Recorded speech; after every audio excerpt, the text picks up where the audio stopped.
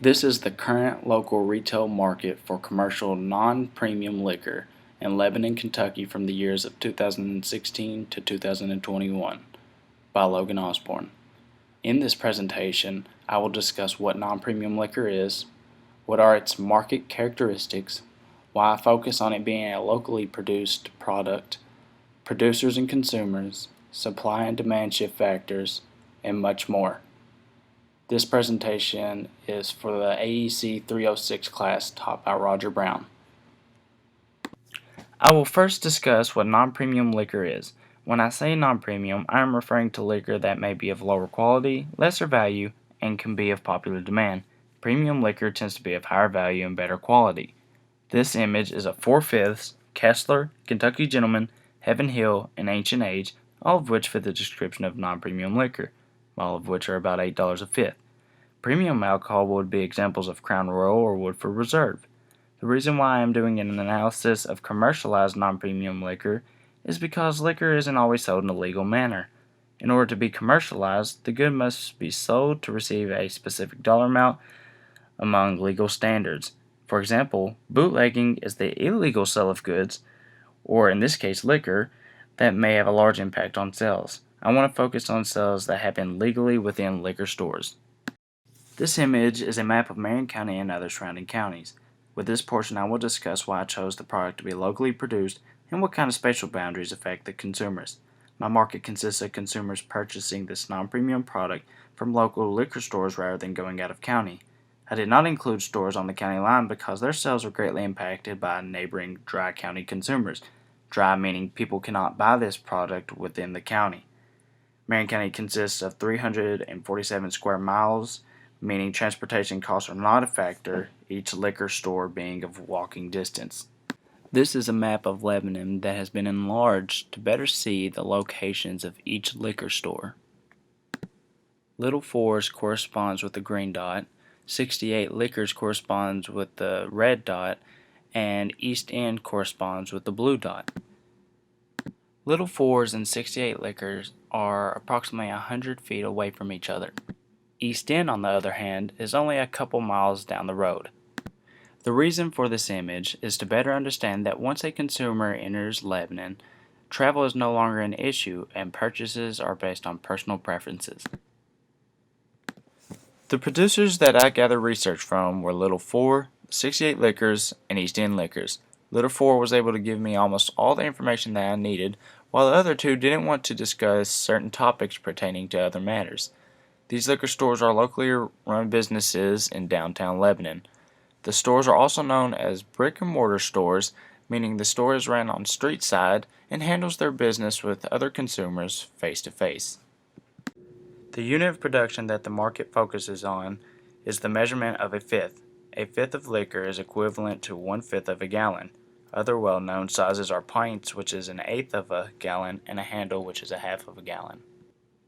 I chose to do a measurement of a fifth because it is a popular choice and is a good average price for liquor. This is a graph that shows the current market equilibrium of quantity and price for commercial non-premium liquor for 2016 to 2021. I was able to acquire this information by gaining research from each local liquor store I visited. With the help from the store owners and through general knowledge, I was able to calculate sales of non-premium liquor sold per year from each store. The manager of Little Forge, for example, gave me information pertaining to how much is sold a week and what factors affect consumer purchase, factors such as holiday sales and times of operation. I was able to use this information to receive an estimate of 1,277 fifths sold a year and an average price of $8 per fifth. I will discuss 6 very significant shift factors in supply and demand for local non-premium liquors sold, and will discuss what change each factor may have after 2016. The first factor for supply is changes in prices of other goods. With a good being of lesser value, consumers tend to focus their attention on that first. Liquor can be seen as an expensive product, so consumers typically stick with the average and popular products. With non-premium being the popular choice, supply will increase to suit the wants of the consumers. As a whole, non-premium liquor sales prices have stayed fairly low than premium prices after the last few years and plan to be for the next few. The next shift factor for supply that I will talk about is an increase in taxes, such as a sales tax on non-premium liquor. A sales tax will mainly affect a consumer's purchase, causing them to be more cautious with their decision. This will slightly shift the supply curve to the left because even with the smallest increase in price can cause a few selection of consumers to change their original purchases. For example, taxes are constantly being added to products such as alcohol and cigarettes to help lower the amount of people who use these products while also gaining money back from the tax to go towards the state or city. The first shift factor for demand I will discuss is taste and preferences of non-premium liquor. As mentioned earlier, non-premium tends to be of lesser value. If you focus specifically on the taste of the product, a consumer would prefer premium instead. With consumers wanting better quality products, this shifts the demand curve to the left because non-premium liquor is less preferred for taste. However, this doesn't mean there isn't room for change. Heaven Hill recently introduced a new whiskey that has received a good rating and hopefully potential to grow. New ideas and flavors for non-premium liquor allows consumers to have more of a variety, allowing for a slight future increase in demand for this change. The next shift factor for demand I will talk about is prices of related goods. Price is a very significant factor that affects the demand curve for non-premium liquor because the product compared to premium liquor are quite different.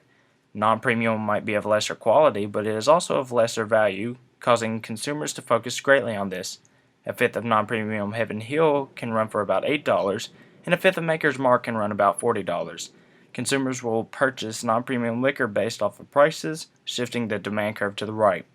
The expected change for the future is premium prices will increase. An important input, such as corn, has predicted to increase in prices, causing for an increase in premium liquor prices to make up for the loss. This suggests that the non-premium liquor will still be the popular choice according to prices. The last shift factor for supply I will discuss is the number of sellers for commercial non-premium liquor.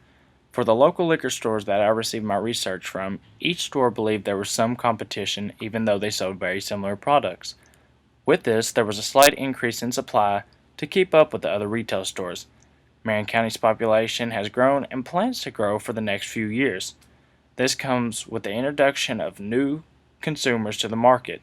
This also may create new sellers in Marion County, in which would increase supply for potential customers. The last shift factor for demand that I will talk about is the number of buyers for non-premium liquor. The buyers are better known as consumers in Lebanon who will drive the given distance for this product. Buyers are demand, so the more buyers there are, the more demand increases. The expected change after 2016 relates back to the increase in population in Marion County.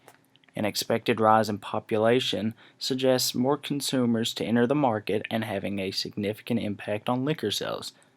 The more non-premium liquor is purchased, the more demand increases. This is a table to show relative significance of emerging supply and demand shift factors in the agricultural market for non-premium liquor. Each value is given a significance level, 1 to 5, to show its importance, and the positive and negative sign changes show if there was a good or bad impact to the curves. For example, prices of other goods had the greatest positive significance for supply with plus 3, due to consumers wanting a product with reasonable prices. For demand, taste and preference was given the greatest negative significance at -4 due to consumers preferring the taste of premium liquor instead. The joint effects show the significance of each supply and demand factor combined, for supply being at +4 and demand being at +1. The effect that the significance levels show is the impact that the factors will have on both price and quantity for the future. With supply being at +4, this suggests that the amount of non-premium liquor will rise to suit consumer wants. With demand being at +1, non-premium liquor will stay a popular commodity and there will be a slight increase in sales. With this, I conclude that non-premium liquor will grow over the next few years, causing more consumers to purchase the product at reasonable prices.